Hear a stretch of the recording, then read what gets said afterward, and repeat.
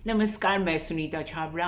एक दिन जो प्यार के लिए बना है वो है वैलेंटाइंस डे। वैसे मैंने एक वीडियो महाशिवरात्रि पे भी बनाई है जो कि आप ज़रूर देखिएगा, वो भी बहुत स्पेशल है। हर साल जो है वैलेंटाइंस वाले दिन सबसे ज़्यादा ब्रेकअप्स होते हैं, मिसअंडरस्टैंडिंग्स होती हैं और रिग्रेटफुल डिसीशंस भी होते हैं। और क्या वजह है?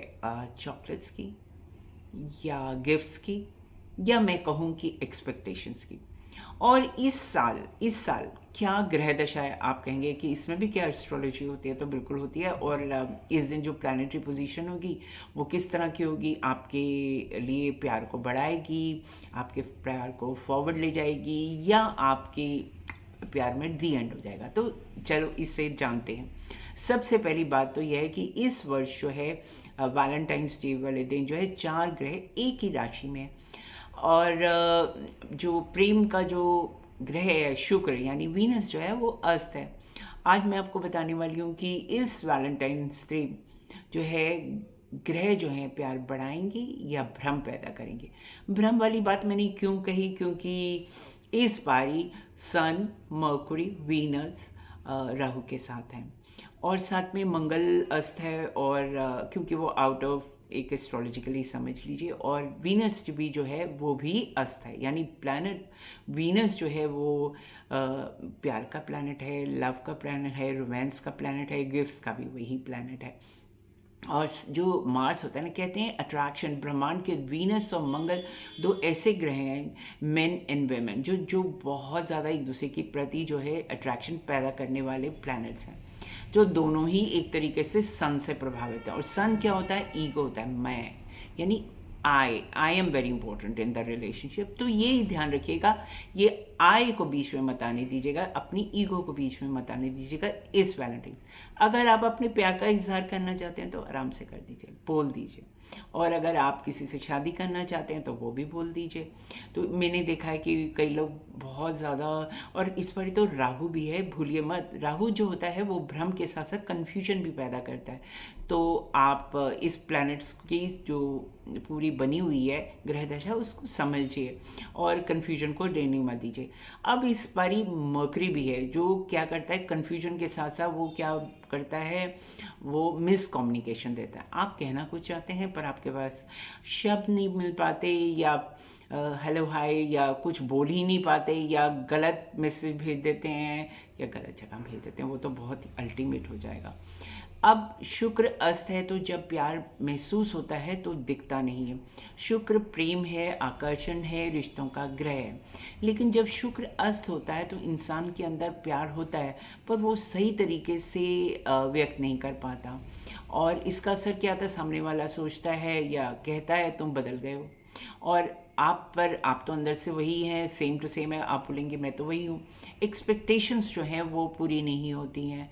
वैलेंटाइंस डे पर दिल जुड़ा होता है लेकिन जुड़ाव जो है वो महसूस नहीं होता। क्यों? इस बारी के लिए मैं बात कर रही हूँ। सूर्य के साथ साथ शुक्र जो होता है, ईगो वर्सेस लव।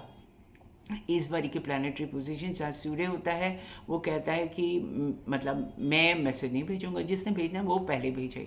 अगर आप अपनी बात का इजहार करना चाहते हैं या आपकी लाइफ में कोई पर्सन बहुत इंपॉर्टेंट है तो इस छोटी सी जो मैं है उसको हटा दीजिए। सेल्फ रिस्पेक्ट को आड़े मत आने दीजिए, ईगो को आड़े मत दीजिए। अगर आप कहीं गलत हैं तो अपोलोजाइज़ कर दीजिए, बोल दीजिए। और देखिए कितने लोग इस टाइम में शादी के लिए येस भी बोलते हैं, अपने रिलेशनशिप को फॉरवर्ड ले जाते हैं। तो ये एक बहुत स्पेशल डे है जब हम अपनी बात को सीधे तरह से सामने वाले को कह सकते हैं। और इस दिन की एनर्जी में मंगल जो है वो उच्च का है परंतु अस्त है सूर्य से, तो गुस्से का ग्रह भी है। तो मंगल जो है जब बहुत ज़्यादा एनर्जी देता है तो अस्त होने से वो एनर्जी जो है गलत तरीके से आती है। यानी क्या होता है कि आप बात सीधे से नहीं कहते, बहुत रूखे तरीके से कहते हैं, हाँ हाँ ठीक है ठीक है, या बहुत, मुझे बोलना नहीं आ रहा है उस तरीके से कि कहूँ कि हम रफली या रूडली बोल देते हैं क्योंकि हम हर्ट होते हैं, शायद ये भी एक हो सकता है, या कुछ ना कुछ कन्फ्यूजन होती है माइंड में।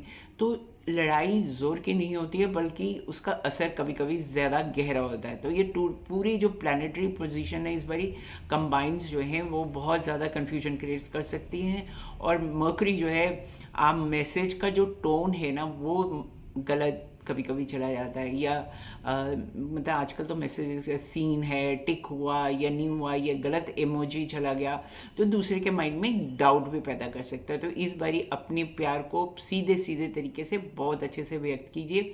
बिल्कुल मत सोचिए, जो कहना चाहते हैं सही शब्दों में कहिए। और जो रिलेशनशिप्स के साथ 11th जो होता है वो इच्छाओं का होता है, डिज़ायर्स का भी होता है। तो वहाँ पर ये सारे प्लैनेट्स मिल जाएंगे। तो ये अगर आपने मेरी इस प्लानिटरी पोजीशन की जो गाइड है उसको समझ लिया और उस तरीके से अपनी बात को कह दिया, तो आई एम वेरी श्योर कि आपकी इच्छा पूरी होगी, यानी आपको यस का रिप्लाई ज़रूर मिलेगा।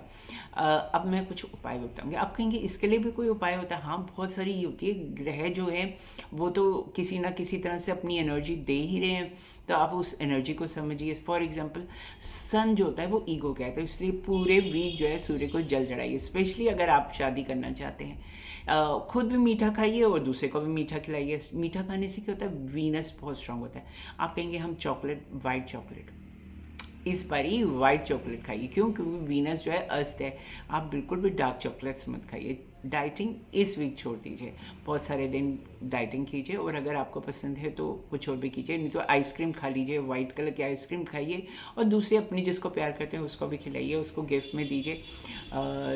डेट पे जाइए, जो मतलब मीठा है वो भी खुद भी खाइए और दूसरे को भी। और अगर आप अपनी ब्रदर सिस्टर किसी को भी अपनी फैमिली में भी प्यार का इजहार करना चाहते हैं, क्योंकि हर कोई व्यक्ति आपकी लाइफ में इंपॉर्टेंट है, हर रिश्ता इंपॉर्टेंट है, तो आप सबको कह सकते हैं, प्यार की बात कह सकते हैं। ना कहना बहुत रूड लगेगा इस बारी। और मैं ये कहूँगी कि आप जिसको भी अपने, आप जिन जिन को भी प्यार करते हैं, जिस जिस रिश्ते में हैं, उन सबको हैप्पी वैलेंटाइंस जरूर कहिए। ये सिर्फ प्यार की इजहार की बात नहीं है, ये एक इस बात की भी बात है कि आप जो है अपनी जो व्यक्ति लोग होते हैं जो आपकी ज़िंदगी में हैं उनको वैल्यू करते हैं। वैल्यू जो है एक रिलेशनशिप में बहुत इंपॉर्टेंट होता है।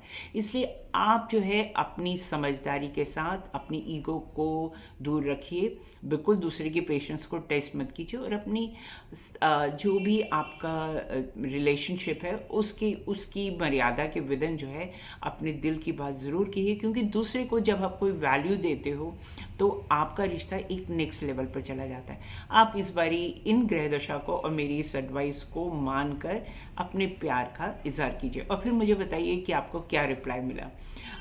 अब मैं इसके साथ ये ज़रूर कहूँगी कि आप मेरी महाशिवरात्रि पे ज़रूर देखिएगा।